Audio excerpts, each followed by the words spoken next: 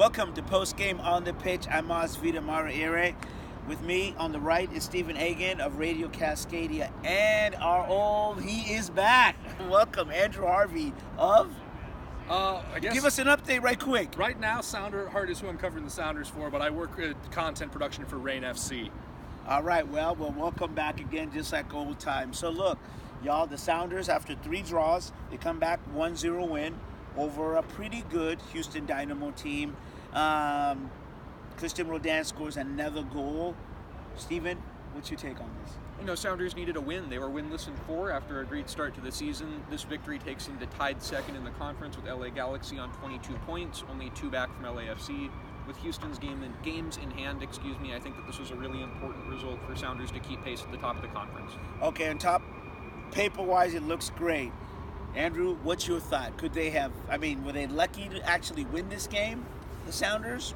Or could they have scored more? Well, so they definitely could have scored more goals. I think there are a couple chances they left on the table that they really should have put away. But by the same token, Houston probably has maybe 3 goals that they really should have put in today.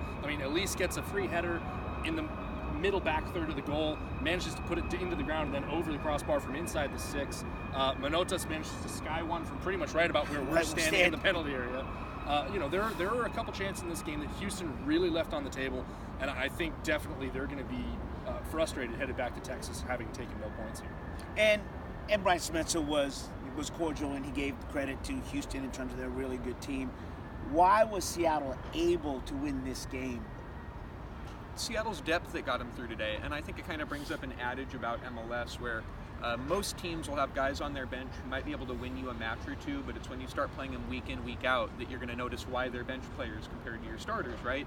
I think tonight's one of those nights. Roman Torres does enough to help the Seattle Sounders get the 3 points.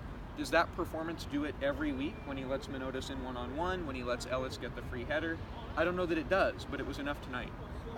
Andrew, Svensson goes down. Jordy Delem seems to be the heir apparent.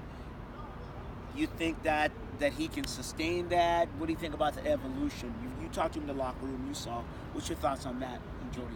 I think it's one of those things where Jordy Delem came to the Sounders as a pretty raw talent, right? Everyone could see the athleticism was there. He's got a good head on his shoulders, but it's taken him a couple of years to kind of refine his game, which he's done with a combination of depth minutes here. Brian Schmetzer really likes him, likes his work ethic and his attitude, and time down with Tacoma Defiance, where I've had a chance to see him play for a number of years now.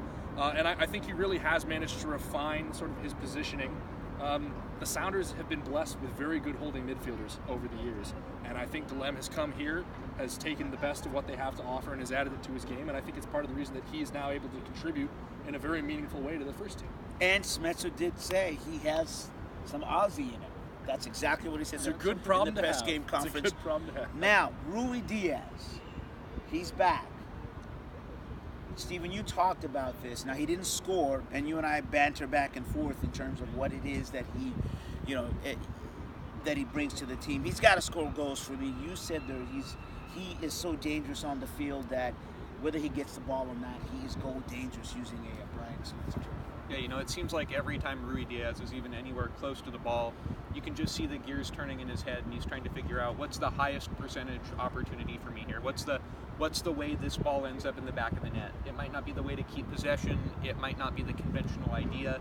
It's what's going to get the ball into the net. And it's not just that he scores goals for Sounders. Between last week and this week, you can see the difference in the space the midfielders have to work and operate because of the way that Rui Diaz is able to stretch the defense and occupy the center backs, I think. And he right here in the second half, he had a cross, a header that just went wide because of his unorthodox ability to get in the box and just that flick, which makes him a dangerous striker. So with that, another game on Wednesday. Orlando comes in. Is Nani playing for Orlando? I keep forgetting.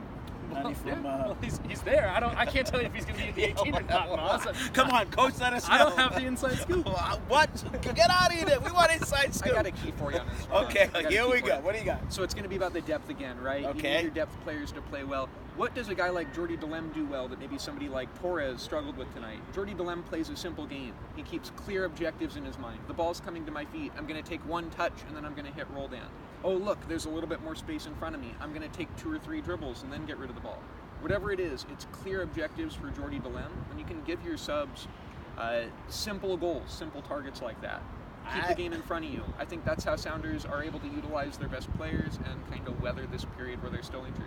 I think that was a shot at Roman Torres more than it was anything else. It's supposed to be for Jordy too. But fair enough. But your point well taken. Sounders, Orlando comes in here on Wednesday. So depth is going to be critical for them to weather this. Because after that, they're on the road for a few more games. They got 3 games in 5 days. Is that right? 3 games in 8.